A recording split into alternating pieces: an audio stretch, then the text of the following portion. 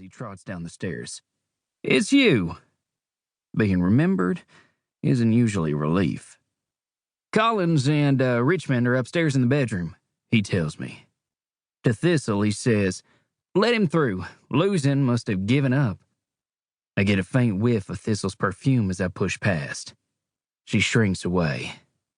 There's a Greek myth about a guy who wanted to marry a Spartan princess, but was exiled to an island because his wounded foot got infected and started to stink. Eventually, the army came back for him because they realized they needed his poisoned arrows. He helped win the war. He was with them inside the wooden horse, but everyone still hated him. The way Rucciani avoids my gaze makes me feel like that guy. The floorboards squeak as I enter the kitchen, passing a leaning tower of grimy dishes. Oswald Collins vanished 8 days ago. His wife, Billy, apparently hasn't done any washing up since then. In the fridge are 3 half-loaves of supermarket bread and 2 open cartons of milk. They don't put photos of missing children on the cartons anymore, but it's not because kids have stopped disappearing. If they had, I'd be out of a job. A crumple of aluminum foil holds 5 cocktail weenies. I eat one and drop the rest in my pocket for later. The bedroom door is open. Billy Collins sits on the bare mattress, her head in her hands. Her hair has gone gray at the roots and her legs look prickly. Her shorts are unraveling where she is tugged at the seams. Her mother has been missing for as long as her husband. Agent Richmond looks up as I walk in. He has a spork in one hand and a cup of noodles in the other, almost empty. Droplets of soup cling to the stubble around his chin. "Blake," he says, "where have you been?"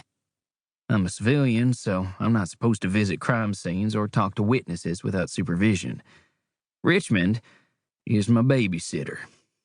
Fortunately, he's lazy and he doesn't know me as well as he thinks he does. Agent Thistle wouldn't let me in, I say. "Where were you?" He waves a fat-knuckled hand towards Billy, who flinches and stares at me uneasily. Richmond wants us both to think that he stayed here to comfort her, but comfort isn't the right word. He suspects Oswald Collins is dead. He's hoping to catch Billy on the rebound. "Mrs. Collins," I say, "I'm Timothy Blake. We met last week." She nods. Her red-rimmed eyes focus on my mouth. "You're bleeding." The blood is from my fingernails. I lick my lips. "I've been looking for your husband and your mom for 6 days. There's no sign of them." She doesn't look surprised. "Warner wouldn't want them found." Oswald Collins is a drinker with a habit of gambling away other people's money. He borrowed $8,000 from Charlie Warner, who bankrolls most of the crime in Houston. Then he disappeared. Billy's talking as though Oswald is dead, but her body language is all wrong. Grief and relief both slacken the shoulders and the neck.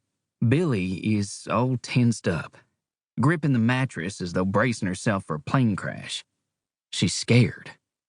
Warner would want him found, I say, with his head cut off or his eyes ripped out, to send a message. This is what happens to people who don't pay me what they owe. Richmond winces. Cops are taught to be gentle with the families of victims. But I'm not a cop. So I thought Oswald might have escaped, I continue. But then his car would be missing. Or there'd be a record of him buying a ticket out of town. Now, even if he paid cash, he would have showed up on the CCTV at the bus station. There are ways to travel off the grid, but Oswald wouldn't know them. "Warner took him," Billy says, louder. I talked to Warner's enforcers, I say. They're as keen to find Oswald as you are. Keener, in fact.